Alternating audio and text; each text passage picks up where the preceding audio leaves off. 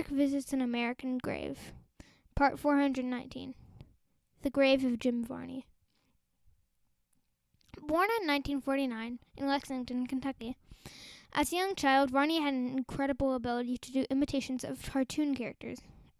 His mother, realizing her child had a special talent, put him in acting classes. He took to it like a duck to water, was heavily involved in theater in high school, and won some acting contests. He was performing professionally on stage by the time he was 17, including Shakespeare in Virginia and performances at the Oberland in Nashville. He was mostly working around the South in small-time productions trying to make a few bucks, but was largely unable to do so. One of his gigs was an old-time Old West show in Danville, Kentucky, where he specialized in throwing knives into trees. Things didn't get better over time. He was a cast member on the 1976 show Johnny Cash and Friends, and worked in some other short-lived television shows. In 1980, Varney started using a character he had developed named Ernest in commercials. First for a Dallas Cowboys cheerleaders appearance commercial. His catchphrase, "Know what I mean, Vern?" became instantly popular, and his commercials began to be used to sell milk products around the South. He had other characters, too, that were used in various commercials, and his star began to rise. If nothing else, he was a heck of a comic actor.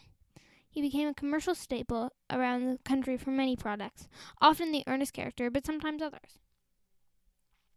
Of course, this led to what we all know him for, which is the 1987 film Ernest Goes to Camp, which as a 13-year-old I found hilarious. Not so sure I would now, but whatever. It made a ton of money. Only costing $3 million to make, it pulled in $23 million domestically. This then led to a whole series of Ernest follow-up films of rapidly diminishing quality. After 1993's Ernest Rides Again, the films went straight to video and continued all the way up to 1998's Ernest in the Army, which I'm sure is just spectacular. There were 9 in all, not counting his television shows in the late 80s. Hey Vern, it's Ernest! For which he actually won a Daytime Emmy for outstanding performance in a children's series. He worked throughout this period on other things too, including as Jed Clampett in the 1993 version of the Beverly Hillbillies, and as one of the voices in Toy Story and Toy Story 2. Unfortunately, Varney was a heavy smoker and contracted lung cancer, which killed him in 2000, still only 50 years old. Jim Varney is buried in Lexington Cemetery, Lexington, Kentucky.